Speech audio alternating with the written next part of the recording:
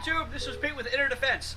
The next weapon sight that we plan on testing in our kind of convoluted manner is the Sightmark Wolverine Series 1x23 CSR LQD red dot sight. It's a mouthful. I'm just going to say Sightmark Wolverine red dot. This is not an etched reticle like our previous video. This is actually a straightforward red dot sight, which we're going to put through the exact same tests, if you want to call them tests. It comes with a manual. It's got a cleaning cloth. It also comes with shoulder screws and an Allen key. The sight itself is sent mounted on a single. That's pretty strong. There we go. This is the mount. This is already mounted on a co-witness base, which basically elevates the sight to the same height as iron sights would be on a weapon. So we will mount this up on a 300 blackout. It's going to go to the range, get tested, zeroed, and then we will start beating on it. So for right now, this is Pete with Inner Defense. Defend freedom. How are we doing, YouTube? This is Pete with Inner Defense.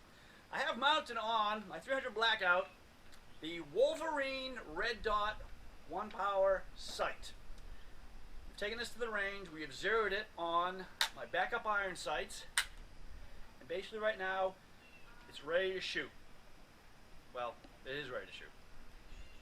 We are now going to take it and put it through our selective sets of tests, like the paint shaker test, the pool test, the drag behind the Jeep test, and my favorite, hitting it with things test. Now the difference with the Wolverine sight is this sight actually is covered with a thick rubber armor. I would hazard a guess to say this will help reduce impact from the Jeep dragging test to perhaps the striking test, so maybe this holds up a little better. I'm not saying the previous sight we tested didn't hold up. Its optics shifted and it failed, but its electronics still worked.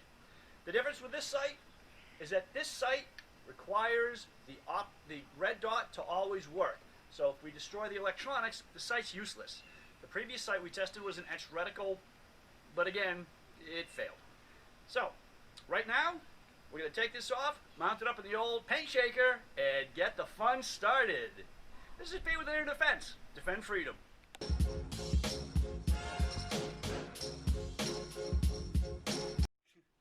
Hey YouTube, Pete with Inner Defense. We have the Sightmark Wolverine 1 power red dot sight mounted in our paint shaker. Well, we're going to subject it to 10 minutes of oscillation.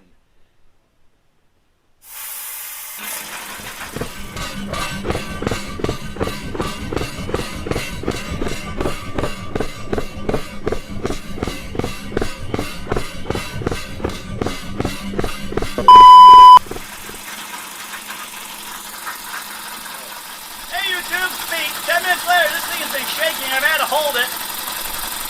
So now let's go ahead and take it out of the paint can, and we'll remount it to the weapon and see if it co-witnesses with the iron sights. We decided to upgrade this test to that point as we do not actually know which of the damaging tests we did earlier to our previous optic test that caused it to malfunction. So we're going to go back .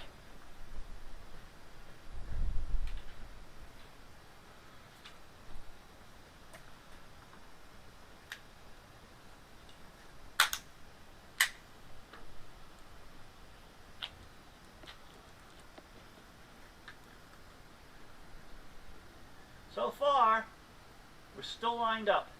I'm going to see if I can make this bright enough that the camera will pick it up. And let's see if we can get that co-witness. Hey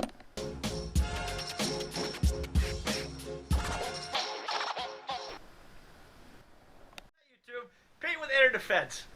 I didn't close out our earlier video because we were trying to focus on the co-witness. The camera cannot pick up the red dot through the co-witness, so unfortunately we can't show you that. But I can say it is still co-witnessed after the paint shaker test. Now whether or not this will go on paper, well, we don't have the ability to test that right now because, well, we're sort of surrounded by society. So, what's the next test going to be?